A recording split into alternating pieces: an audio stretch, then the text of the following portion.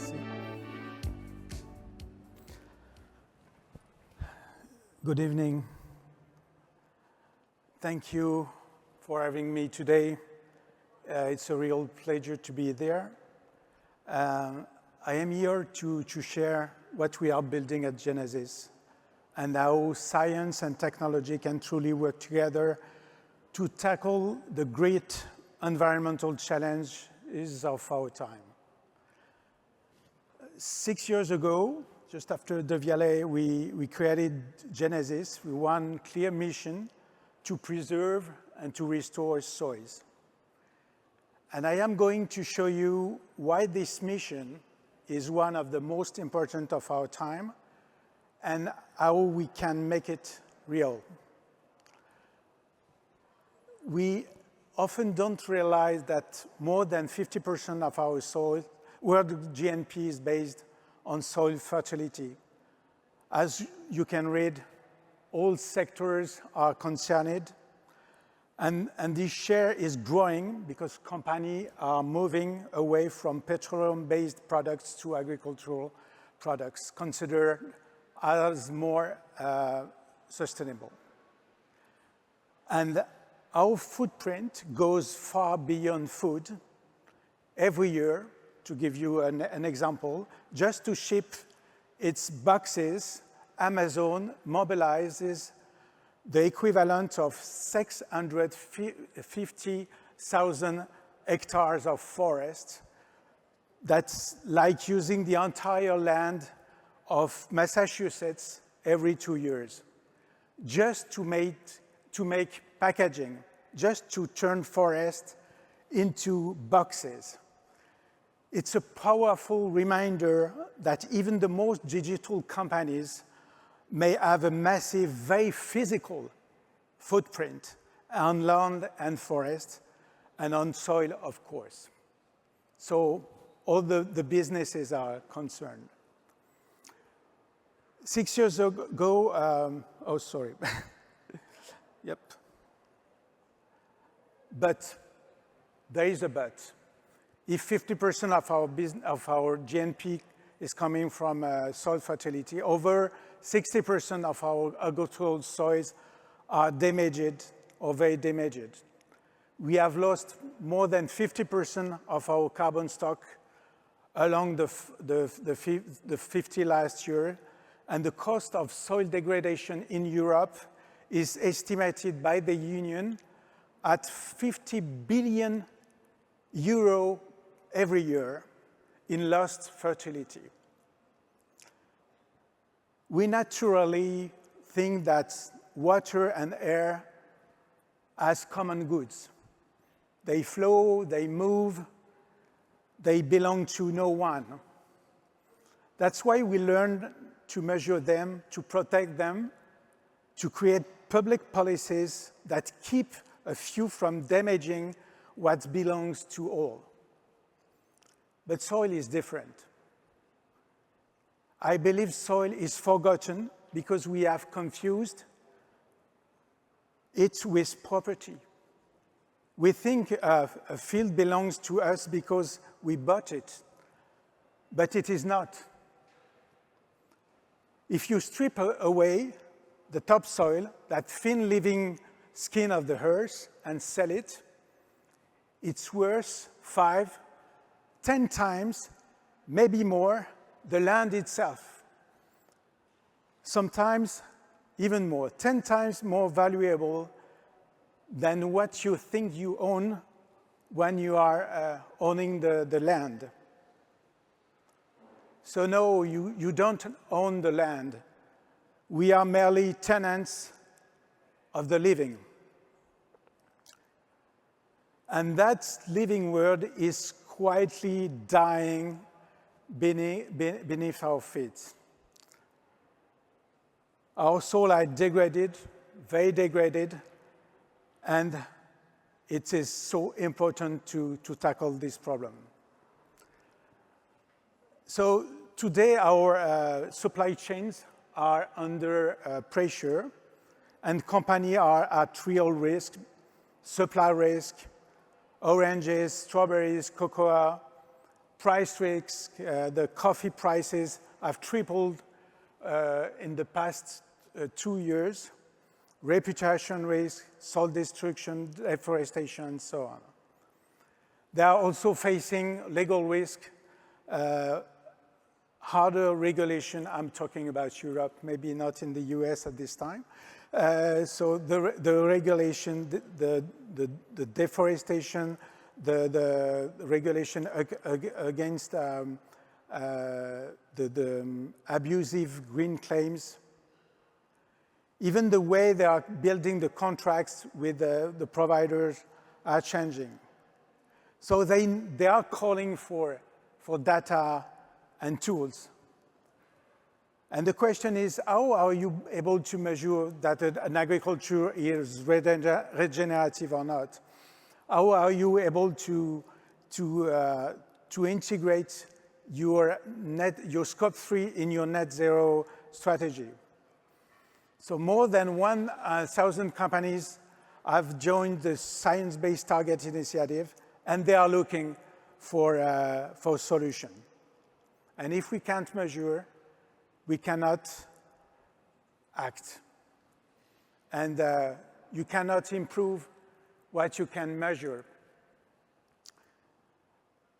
So the challenge goes far beyond reducing agricultural negative footprint.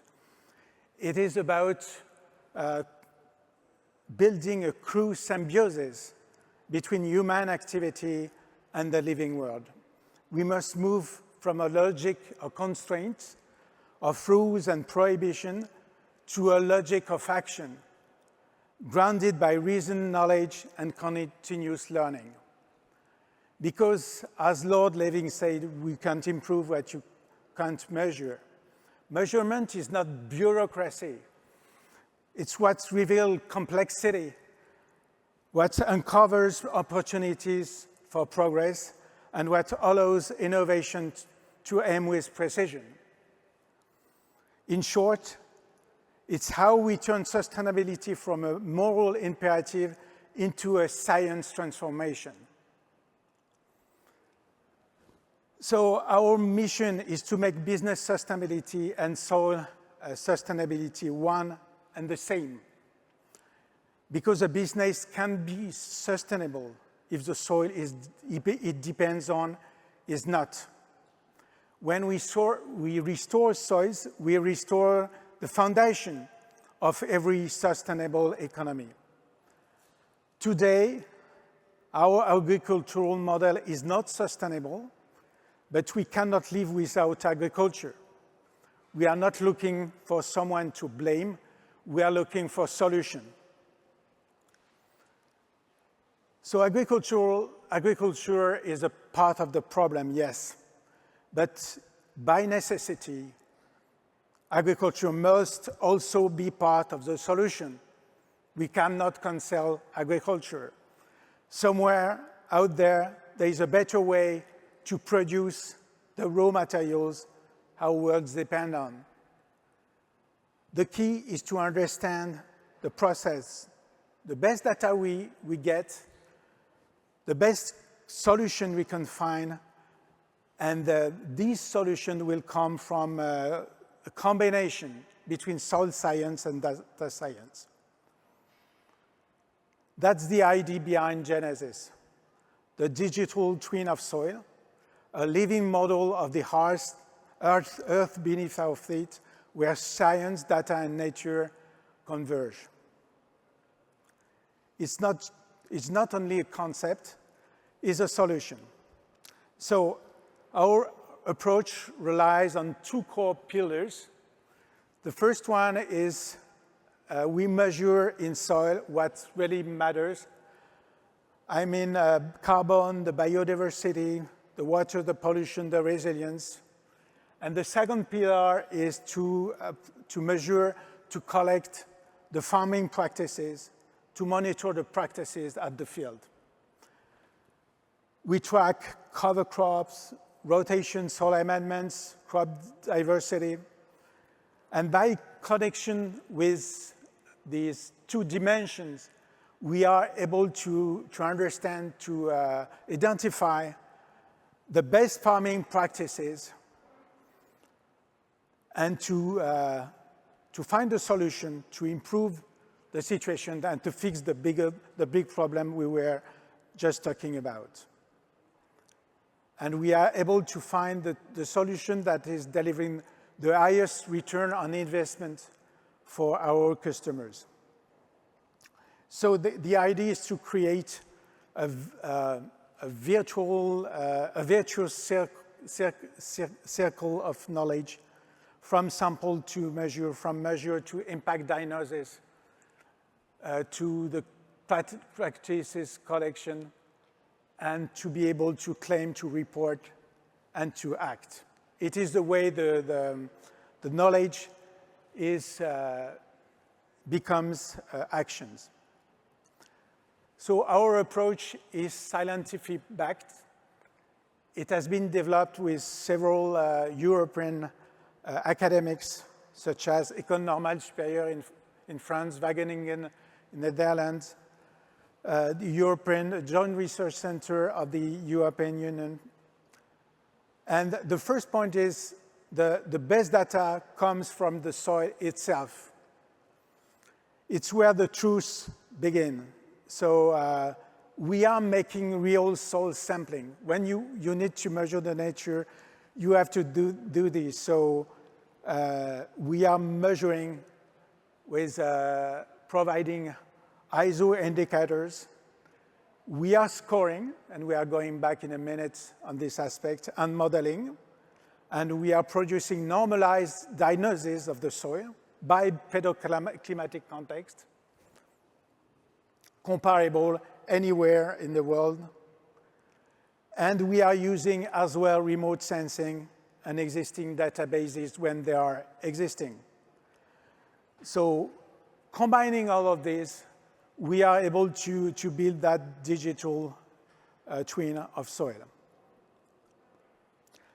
And this intelligence, it comes together in one unified platform. From farmers, to corporates, from scientists to investors, we are providing a single language shared across the entire agricultural value chain.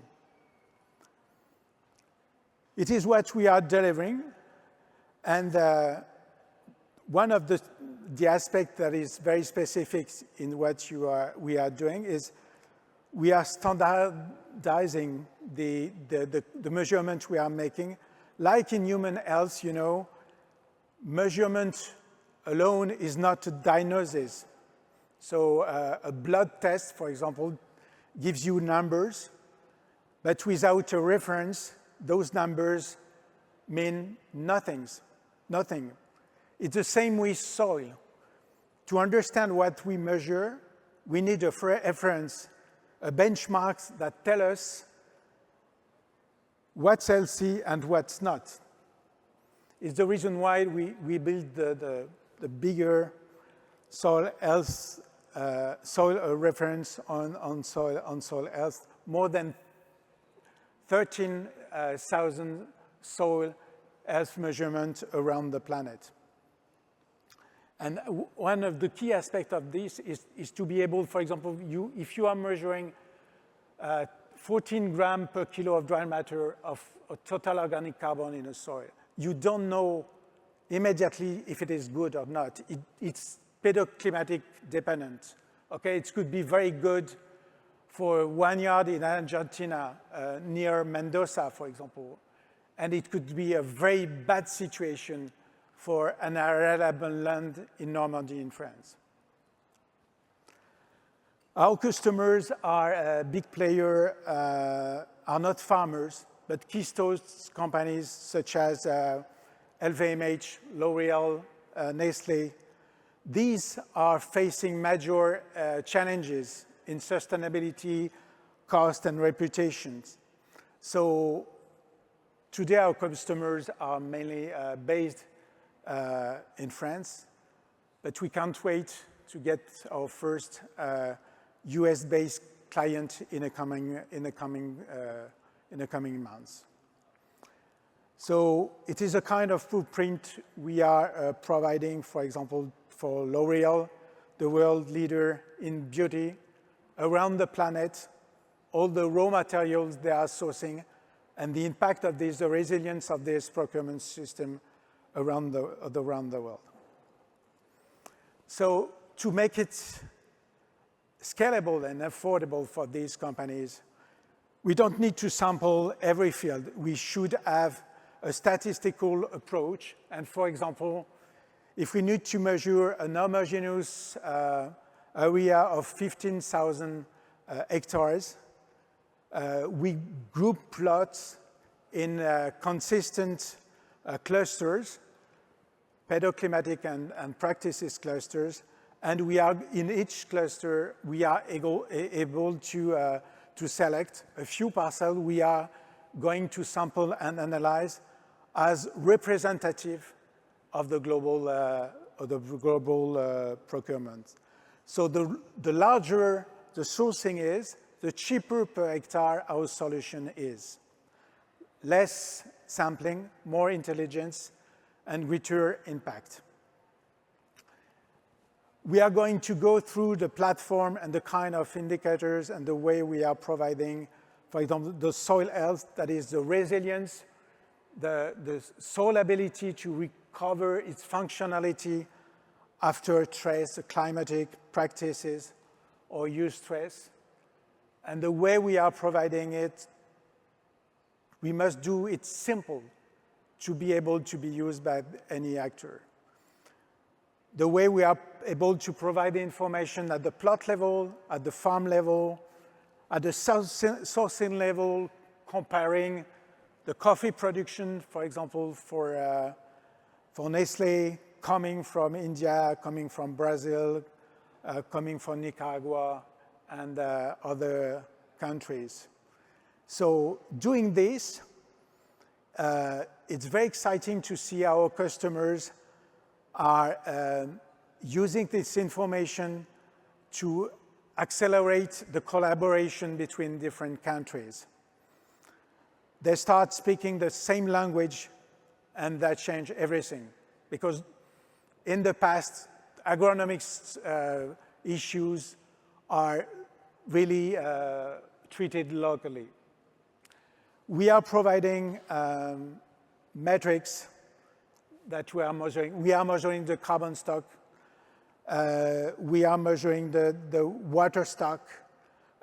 We are measuring the soil biodiversity, the erosion in the soil. And we are helping our customers to build trajectory and to provide the data, helping them to monitor their progress. This is a description of the way to read what we are providing. So the scoring class, the quantification, the maximum carbon storage, we are calculating because we are comparing what we are measuring to what is expected is a kind of soil. The way we are providing the information about the biodiversity within the farms, in the procurement, for example. The way we are using the satellite imagery to generate complementary data, capturing the local pressure. It could be deforestation, for example, or the building, the construction around the farm. The dynamic and the way the procurement is interacting with ecosystems, and so on. But we are also collecting the practices and the modality and the weight of this in the procurement system. We are measuring the land cover with the satellite imaging in the plot. We are measuring the biodiversity in the farm. What kind of plot do I have what kind of crop do I have in different plots in the farm? And the goal of this is to provide a tool that could be actionable So we do believe that everyone is believing that organic agriculture, for example, is providing soil with a better health than conventional. But by how much? What is the gap between one and the other one? How can we prove it? When you are proving that with conventional 38% of your soil I need good health instead of 71% in organic, you have figures, you have the proof of something that can change the way you are considering your procurement. So you give to your customers, to the farmer, the reason to change the way they are producing. So with facts that no one can deny.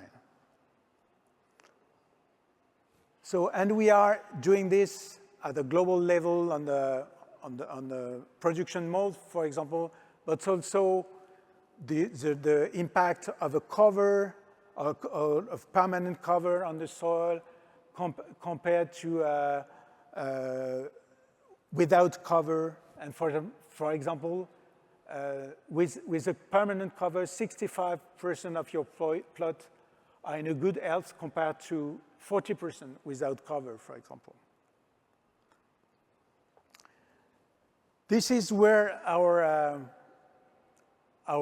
tool becomes actionable when you are comparing over time the evolution of the soil health of your procurement.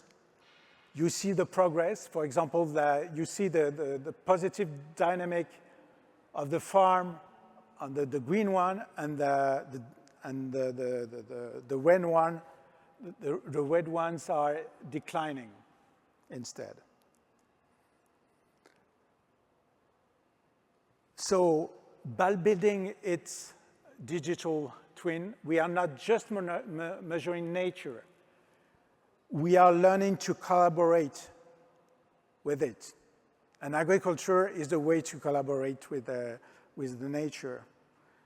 So our future at Genesis is to integrate and to cross with soil health more and more information, more relevant data coming from climate, coming from water use, to be able to measure the performance, the hydric performance of the farms, for example. That is absolutely key for the future of our situation in the climate change, with less water or too much water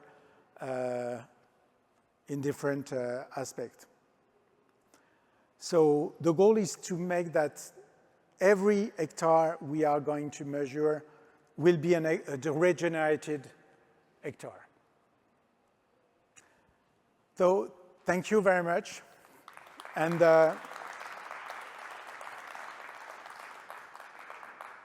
do not hesitate to contact. Happy to learn and to share more. Thank you very much, Quentin. I think many people should thank you, but first and foremost, I know a thing that should thank you.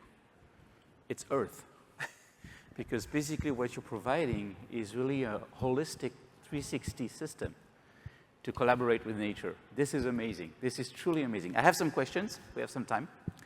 I guess the difficulty, so I understand you are relying on a lot of databases and data sources and probes, but I'm assuming there are some places on the planet where you don't have yet the data.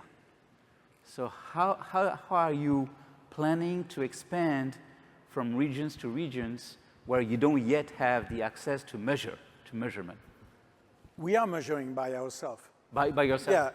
Yeah, most of the measurements we are getting are coming from our team. In fact, we are missioning a soil sampler to make the samples. These samples are sent to the labs, selected labs we have made, and they are working on our protocols, and they are so you're meshing. So you're meshing with labs. So as we are working with global customers, They are using our approach around the planet, and step by step, we are collecting data from many, many countries. And it's a beginning. It's a beginning because when you see the results, it's changing completely the way we are considering, of course, your agricultural management.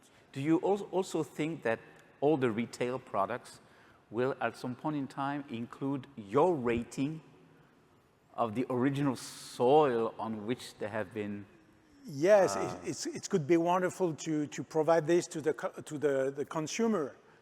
But in fact, we believe that we are working on the responsibility of the big groups. So these groups are in fact at risk in their procurement because the situation is quite complicated at this time with procurement around the planet. And at the same time, they are to protect their reputation. And, of course. And they are L'Oreal or even more, LVMH is a luxury group. They have to protect, when you are buying a bottle of Dom Pérignon, you are considering that could come from a healthy soil, something that we are taking care a lot. It's reputation as well. Yes, so we are, our lever is the big corporation we are working with. And last question, I know we're a little bit over time, but I can't resist, about standardization. Are you also working to standardize your approach so that everybody can endorse it? Yeah, we are working, in fact, in Europe, we are working with the European Commission. Okay. So there is a coming a soil health law that is coming very, very soon, in the coming days. And this law will give the shape of the future of soil health measurement. And it is already what we are doing. Yeah. Well, thank you very much, Quentin. This is really, really inspiring. Thank you so much.